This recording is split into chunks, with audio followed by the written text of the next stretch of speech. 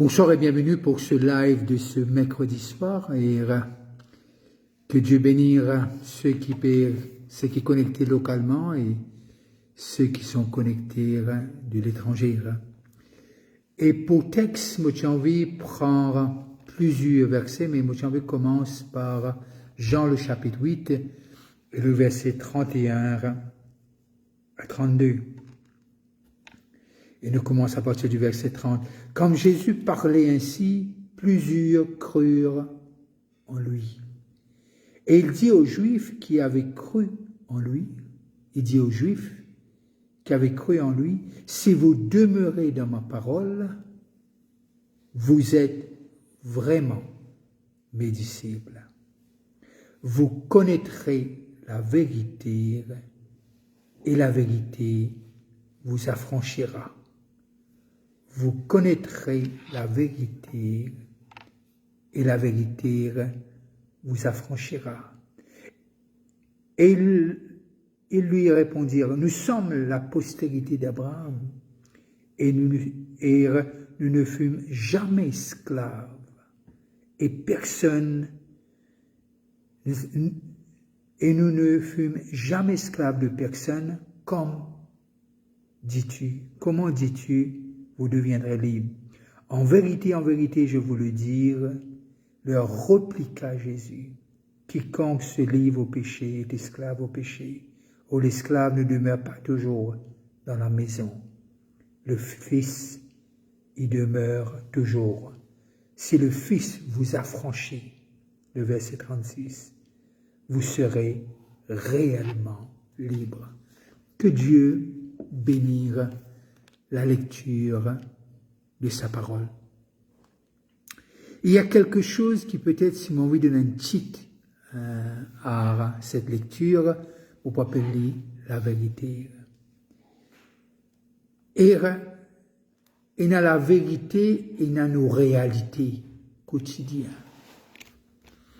Lorsque Adam et Ève, à partir du chapitre 3 de Genèse, ils ont chuté, et cette réalité les changeait.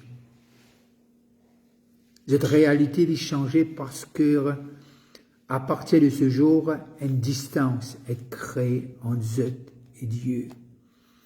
Qui veut dire, à partir de ce jour, vous commencez à vivre, pas parce que Dieu est une façon que Dieu crée pour vivre, mais vous commencez à vivre par l'émotion, parce que vous êtes ressenti, qui veut dire par votre réalité quotidienne.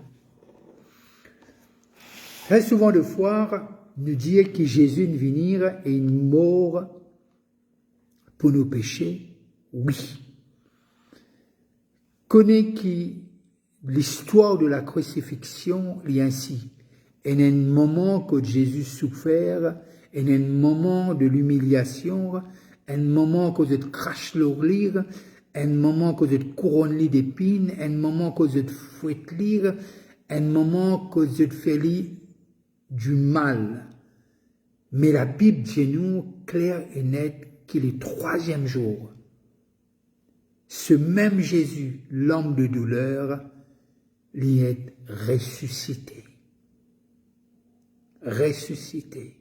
Qui veut dire, il retourne à la vie. Mais cette fois-ci, pas comme le Fils de l'homme seulement, mais le Fils de Dieu, le Seigneur des Seigneurs, le nom au-dessus de tout nom. Et là, Jésus, il a une conversation avec les Juifs, il a une conversation avec le peuple qu'il finit choisir, et là, nous trouve quelque chose passer. Et Jésus dit, en vérité, je vous le dis, vous connaîtrez la vérité. Pardon, je le reprends à partir du verset 30. Comme Jésus parlait ainsi, plusieurs crurent en lui. Et il dit aux Juifs qui avaient cru en lui, si vous demeurez dans ma parole. C'est conditionnel. C'est conditionnel. Il dit, si vous connaîtrez la vérité. Si vous demeurez, vous connaîtrez la vérité, et la vérité vous affranchira. Et là, nous arrivons à comprendre de ce que Jésus non seulement est mort pour nos péchés, mais Jésus est une reposition nous. Qu'est-ce qu'on peut dire par là? Nous devons comprendre de ce que quand Jésus venait ce premier message, il dit le royaume de Dieu est là. Le royaume de Dieu est prêt. Le royaume de Dieu est venu. Et Jésus n'est concerné par un royaume, pas un gouvernement. Qui on peut dire? Un gouvernement lui est mis en place par le peuple. Mais un royaume, c'est le roi qui décide. Et là, nous ne pas cause n'importe qui roi, nous pas cause un les rois humains, nous pas cause le roi des rois et le seigneur des seigneurs. J'ai envie d'établir ce royaume quand il est le roi et c'est lui qui positionne nous dans ce royaume en tant que prince et princesse, en tant que citoyen. C'est pas qu'il y prend nous une décision, nous n'est plus décider, nous n'est plus vraiment faire servir nous la tête, non, loin de là, il montre nous de ce qu'à un moment donné, il dire, moi les yeux dans le monde, mais j'ai vaincu le monde dans lequel je vous ai laissé. Qui veut dire, nous dans un monde dans lequel Jésus-Christ, dis-nous comme ça, il a vaincu ce monde. Il nous positionne en tant que de fils et de filles, il positionne nous dans sa victoire. Il positionne nous dans sa justice. Il positionne nous par cette réalité qui parfois tourmente nous, mais connaît qu'il y a une réalité que maintenant nous sommes fils et filles et nous appartenons à un Dieu qui n'est pas loin mais qui est avec nous. Mais comment comprendre tout ça? C'est impossible. C'est impossible intellectuellement de comprendre tout ça. C'est pour cela, quand on arrive dans Jean le chapitre 14 et le verset 26, et voilà qu'il est dit à nous, Jean 14, 26. Et nous avons besoin de suivre cette chronologie des choses, et 14, 26, est clair et net. Mais le consolateur, l'Esprit Saint que le Père enverra en mon nom, vous enseignera toutes choses et vous rappellera tout ce que je vous ai dit. Toutes choses là, c'est quoi? C'est la vérité. On a une réalité, mais il y a une vérité.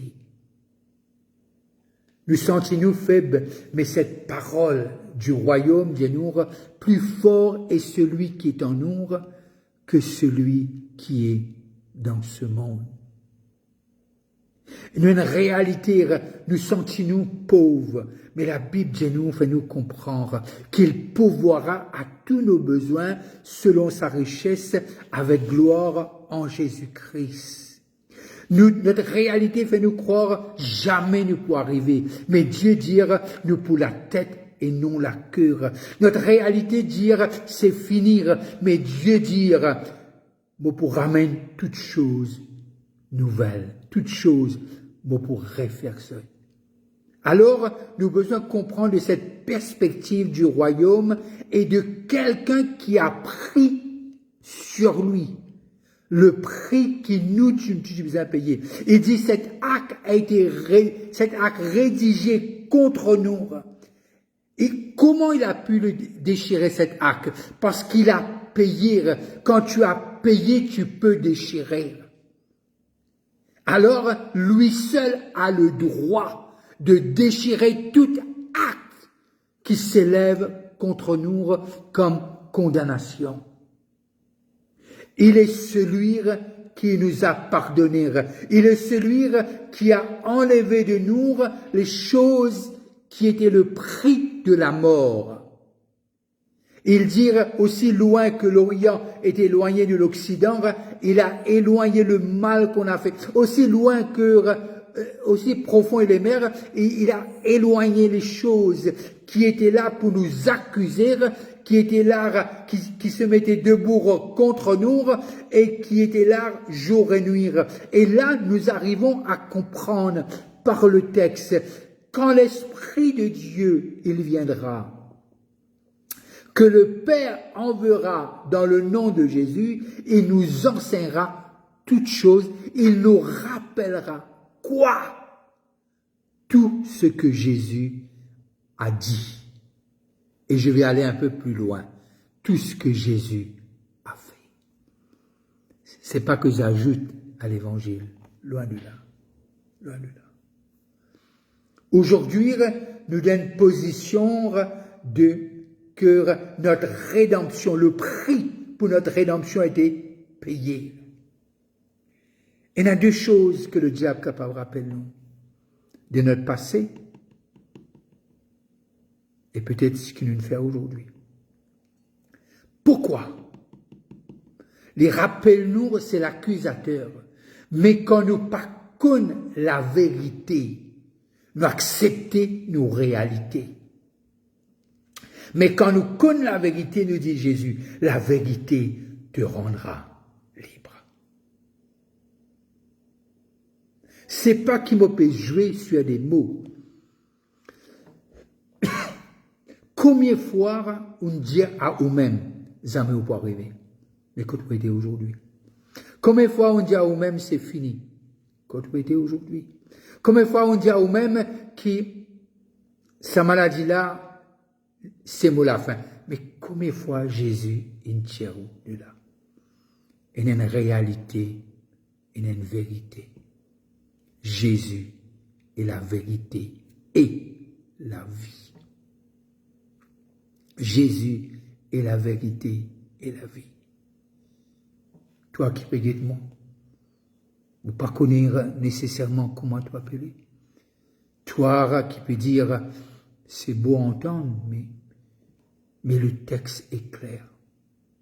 Et il y a quelqu'un qui constamment est là pour nous rappeler de la vérité. Et qui est au-delà de notre réalité d'aujourd'hui. Tu peux te trouver en bas aujourd'hui. Mais Dieu changera ta destinée. Pourquoi? Parce que tu as fait quelque chose de bien? Non, parce qu'il a tout payé pour toi. Et lorsque tu viens en accord avec sa parole, ses promesses se réaliseront dans ta vie. Peut-être tu dire, tes parents, tes grands-parents ont été locataires. Mais si Dieu t'a fait cette promesse, qu'il va choisir ton héritage pour toi, commence à croire dans cette vérité et oublie ta réalité. Mets ta réalité, emmène ta réalité captive par la vérité. Emmène ta réalité captive par la parole de Jésus. Et dis, Seigneur, non. Peut-être mes parents, mes arrière-parents sont terminés ainsi, mais je ne terminerai pas ainsi. Peut-être les gens te rappellent les choses que tu as fait qui n'est pas correct, mais sais que Jésus te regarde aujourd'hui, que le Père te regarde. Il te regarde complet, avec le prix total payé pour toi, payé pour toi, parce que il est celui. Tu payes pas et tu fais rien. C'est pas le Jésus qu'on sert. Non seulement qu'il a payé, il va t'aider. C'est pour cela qu'il dit, j'enverrai mon esprit. L'esprit qui était en Jésus, c'est le même esprit qui habite en toi. Ah, moi pas senti. Tu le sens pas. C'est la vérité. Parce qu'il est celui qui ne t'abandonnera jamais. Quand Jésus nous dit, il a fait une alliance avec nous. L'alliance a été scellée, pas par des bonnes œuvres, mais par le prix de sa vie, de son sang. C'est pour cela qu'il y a la puissance dans le sang de Jésus. C'est pour cela qu'il y a la puissance dans le nom de Jésus. C'est pour cela, quand tu vas vers la parole, ta réalité doit courber devant la vérité. Parce que la vérité a cette puissance de te rendre libre de ta réalité quotidienne. C'est pas un homme qui a parlé. Quand tu lis la parole, oublie-moi, va vers la parole. Oublie-moi, va vers les promesses. Oublie-moi, va vers Jésus. Oublie-moi, va vers le Saint-Esprit. Il parle encore et n'a pas cessé de parler. Le Saint-Esprit va te dire qui tu es vraiment. Qui tu es aux yeux de Dieu. Qui tu es aux yeux de Dieu. L'heure est arrivée, c'est presque le temps court vite, mais je veux dire à quelqu'un ou quelqu'une, je ne sais pas comment la journée a été, je ne sais pas comment la semaine a été, peut-être tout te dit que ta réalité, c'est ça qui va définir ton futur ou ta destinée. Mais j'ose, au nom de Jésus, te dire le contraire. C'est la vérité qui changera ta destinée. C'est la vérité qui t'emmènera là où Dieu t'a dit. Il y a des choses peut-être que tu as dit à l'homme, tu as partagé, mais ils ont ri. Ils ont fait de toi un sujet de spectacle. Mais c'est que le Dieu que nous servons, il est un Dieu fidèle jusqu'à la fin. C'est pour cela il s'appelle l'alpha et l'oméga. Je veux vous dire bonne soirée. Je veux vous dire, attachez-vous, pas un homme, pas une église, attachez-vous à Jésus-Christ, attachez-vous au Saint-Esprit, attachez-vous au Père, attachez-vous à sa parole. Et croyez-moi, vous allez voir la grandeur de cette splendeur. Vous allez voir comment Dieu changera l'eau en vin. Comment il ouvrira la mer s'il le faut. Comment il fera tomber la manne du ciel. Comment il va vous nourrir. Et vous n'allez pas mendier. Parce que c'est un Dieu redoutable et un Dieu qui aime en tout temps. Bonne soirée. Si vous passez à table, je vous dis bon appétit. Si vous avez un moment, n'arrêtez pas de prier pour moi et ma famille. N'arrêtez pas de prier pour ce pays. Mais tu n'es pas n'importe qui. C'est pas parce que je le dis. C'est parce que quelqu'un l'a dit. Et je vais te dire son nom. Son nom est Jésus. Et son esprit est en toi. Bye bye.